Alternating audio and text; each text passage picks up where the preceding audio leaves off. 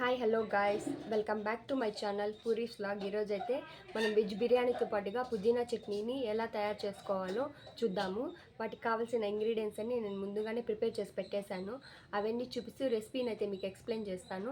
అయితే మన ఛానల్ని లైక్ చేసి షేర్ చేసి సబ్స్క్రైబ్ చేయండి. ఇప్పుడైతే మనము రెసిపీలోకి వెళ్ళిపోదాం. హాయ్ హలో గాయ్స్, ఈరోజు మనము వెజ్ బిర్యానీ ఇంట్లో సింపుల్గా ఎలా చేసుకుందామో చూద్దాం. అందుకు ముందుగా ఎర్రగడ్డలు, టమోటాలు, పచ్చిమిరపకాయలు మనకి ఇంట్లో అవైలబుల్లో ఉన్న అన్ని వెజిటేబుల్స్ యూస్ చేసుకోవచ్చు. మాకైతే బీన్స్, క్యారెట్, బంగాళాదుంప అండ్ దెన్ కాలీఫ్లవర్ అవైలబుల్లో ఉన్నాయి, అందుకే కట్ చేసి పెట్టుకున్నాను. భలే ఉన్నాయి కదా, కలర్ఫుల్గా జెండా కలర్ ఉన్నట్టున్నాయి కదా మిడిల్లో. వెజ్ బిర్యానీ కాబట్టి పీసెస్ కొంచెం పెద్ద పెద్దగా కట్ చేసుకుంటేనే బాగుంటుంది, ఆ ఫ్లేవర్ తెలుస్తుంది అనమాట. లేదంటే ఉడికే కొద్దీ మొత్తం ఎక్కువగా స్మాష్ అయిపోతాయి, అందుకని పెద్దగా కట్ చేసుకున్నాను.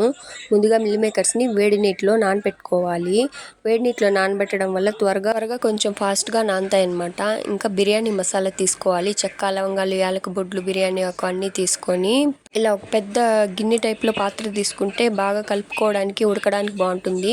అందుకే ఇలా వెడల్పు పాత్ర తీసుకున్నాను. అందులో ఆయిల్ వేసుకొని జీలకర్ర, ఆవాలు, బిర్యానీ మసాలా, అందులోకి పచ్చిమిరకాయలు కూడా వేసేసుకోవాలి. పచ్చిమిరకాయలు వేసేటప్పుడు జాగ్రత్త ఎగురుతాయి. అండ్ దాన్ని ఎర్రగడ్డలు వేసుకొని బాగా కలిపెట్టుకోవాలి. తర్వాత కొంచెంసేపు మగ్గనివ్వాలి. ఎర్రగడ్డలు త్వరగా మగ్గాలంటే కొంచెం సాల్ట్ యాడ్ చేసుకోవాలి. మనం కూడా కొంచెం సాల్ట్ అనేది యాడ్ చేసుకుందాము. ఇలా సాల్ట్ యాడ్ చేసుకొని తర్వాత ఒకసారి కలిపెట్టుకోవాలి. అలా సాల్ట్ వేయగానే స్మెల్ అదిరిపోతుంది కదా, అదొక టైప్ ఆఫ్ స్మెల్ అనమాట. తర్వాత జింజర్ గార్లిక్ పేస్ట్ వేసుకోవాలి.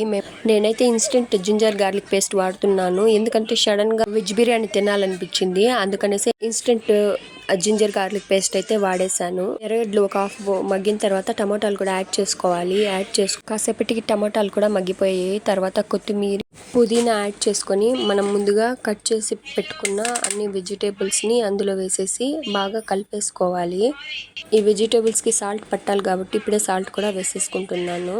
కొంచెం సాల్ట్ వేసుకొని బాగా కలిపెట్టేసుకొని మనం ముందుగా నానబెట్టుకున్న మిల్ మేకర్స్ని కూడా అందులో వేసుకొని కలబెట్టేసుకోవాలి. బాగా మగ్గిన తర్వాత వాటర్ యాడ్ చేసుకోవాలి. మేమైతే 3 గ్లాసెస్ తీసుకున్నాం బియ్యం, అందుకని 6 గ్లాసెస్ ఆఫ్ వాటర్ని యాడ్ చేస్తున్నాను నేను.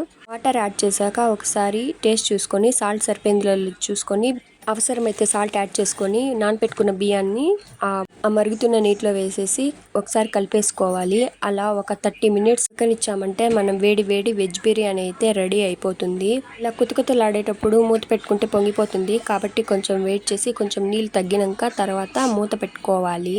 స్మెల్ అయితే అదిరిపోతుంది. చూసారా, వాటర్ అయితే కొంచెం ఇంకిపోయాయి. సో ఇప్పుడు మనము కొంతసేపు మూత మూసేసుకుందాము. అలా మూత మూసేసుకొని ఒక 10 నిమిషాలు పెడితే వేడి వెజ్ బిర్యానీ ఈజ్ రెడీ. ఇలా ఉత్త వెజ్ బిర్యానీ ఎలా తింటామని కాంబినేషన్గా పుదీనా చట్నీ అయితే చేసుకుందామని ఫిక్స్ అయ్యేసి పుదీనాకు, కొత్తిమీర, చింతపండు, టమోటా ఒకటి తీసుకున్నాము. అందులోకి పచ్చెనగపప్పు, కందిపప్పు తీసుకొని ముందుగా పెనం పెట్టుకొని అందులో ఆయిల్ వేసుకోవాలి. తర్వాత ఆవాలు, జీలకర్ర యాడ్ చేసుకోవాలి. 4 మిరియాల గింజలు యాడ్ చేసుకొని పచ్చిమిరకాయలు యాడ్ చేసుకోవాలి. పచ్చిమిరకాయలు అలా మగ్గుతుండగా ఎర్రగడ్డలు వేసుకోవాలి. నేనైతే కోసుకోవడం మర్చిపోయాను, అందుకే ఇలా కోసేస్తున్నాను. తర్వాత ఒక 5 నుంచి 6 వెల్లుల్లిపాయ రెబ్బలు వేసుకోవాలి. వేసే తర్వాత అందులోకి ముందుగా మనం తీసి పెట్టుకున్న కందిపప్పు, పచ్చెనగపప్పు, ఉద్దిపప్పు, శనగ్గింజలు తీసుకోవాలి. అవన్నీ తీసుకొని అందులో వేసేసుకొని బాగా వేపుకోవాలి. బాగా కరకరలాడే వరకు వేపుకుంటే కొంచెం ఆ పప్పులు పచ్చివాసన రాకుండా బాగుంటాయి. ఇలా పప్పు ధాన్యాలు వేసుకొని చట్నీ ఎంతమంది చేసుకుంటారో కామెంట్ చేయండి. తర్వాత అయితే కరివేపాకు యాడ్ చేసుకోవాలి. యాడ్ చేసుకొని కరివేపాకు కూడా బాగా కరకరలాడే వరకు వేపుకొని ఫైనల్గా అవన్నీ వేపుకున్నాక టమోటాలు కట్ చేసి వేసుకోవాలి. తర్వాత ముందుగా ఒలిచిపెట్టుకున్న కొత్తిమీర, పుదీనా ఆకుల్ని కూడా అందులో వేసేసి బాగా పచ్చివాసన పోయే వరకు వేపుకోవాలి. కొత్తిమీర, పుదీనా మస్ట్ అండ్ షుడ్ బాగా వేగాలి, వేగకపోతే వాసన వచ్చేస్తుంది. తర్వాత సాల్ట్ యాడ్ చేసుకోవాలి.